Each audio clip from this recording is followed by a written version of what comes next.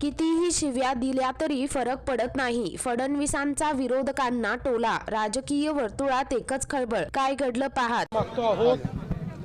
फक्त कोणी आमच्यावर एखादा वार केला तर तेवढाच थोपवतो. बाकी पूर्ण अजेंडा विकासाचा आहे आणि त्याला प्रचंड प्रतिसाद मिळतो आहे. हर्षवर्धन आज पाहिलं असेल, टीका तुमच्यावर झाली. हर्षवर्धन सपकाळ यांनी अत्यंत अभद्र भाषा तुमच्यासाठी वापरली, दरिंदा आणि त्यापेक्षाही वाईट शब्द तुमच्यासाठी वापरले. निवडणुकीच्या काळात भाषा खाली चालली आहे.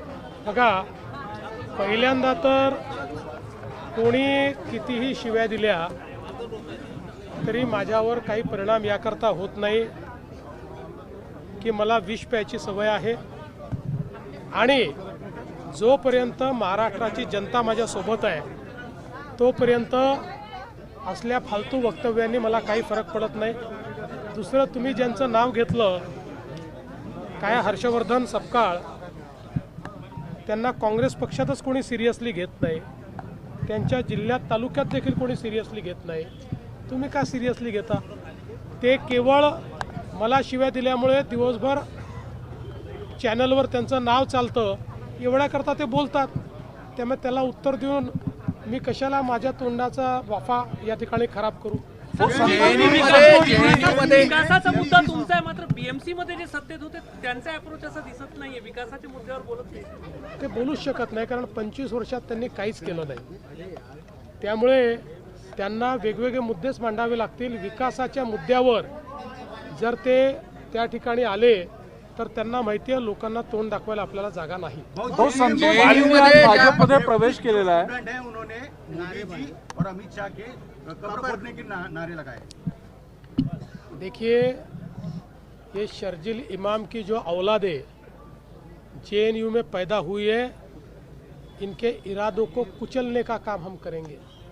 ऐसे नापाक इरादे जो देशद्रोहियों के साथ खड़े होते हैं, जो देश को तोड़ने की भाषा करने वालों के साथ खड़े होते हैं, उनके इरादों को कुचल दिया जाएगा.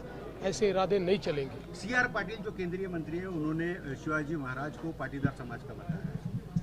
सीआर पाटिल जी ने क्या कहा ये मुझे पता नहीं है, लेकिन छत्रपति शिवाजी महाराज किसी एक समाज के नहीं थे. महापुरुषों का कोई समाज नहीं होता, उनकी कोई जाति नहीं होती. महापुरुष जो होते हैं ये पूरे देश के होते हैं. इसलिए मुझे ऐसा लगता है कि उनको इस जाति का या उस जाति का कहना ये सही नहीं होगा. वो तो पूरे देश के थे और छत्रपति शिवाजी महाराज थे, इसलिए हम लोग हैं. आज मैं अपना नाम देवेंद्र फडणवीस बता पा रहा हूँ क्योंकि छत्रपति शिवाजी महाराज यहाँ पर थे.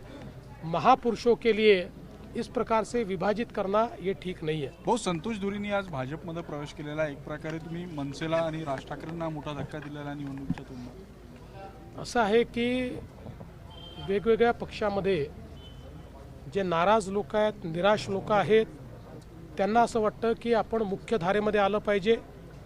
भारतीय जनता पार्टी त्यांना या देशाकरता काम करणारी, महाराष्ट्राकरता काम करणारी पार्टी वाटते.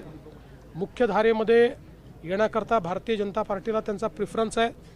आणि धुरींनी स्वतः देखील सांगितलं की कुठेतरी त्यांना असं वाटतंय की ही जी काही मनसेने शिवसेनेशी युती केली त्या युतीमुळे मनसेचं मोठं नुकसान होणार आहे आणि म्हणून त्यांनी पक्ष सोडला आणि ते भाजपमध्ये आले. तर मित्रांनो, एकंदरीत संपूर्ण प्रकरण पाहता या संदर्भामध्ये तुमची काय प्रतिक्रिया आहे खाली कमेंट करून नक्की कळवा. चॅनलवरती नवीन असाल तर लगेच आपल्या महाराष्ट्र फर्स्ट या यूट्यूब चॅनलला सबस्क्राईब करून बेल आयकॉन नक्की दाबा.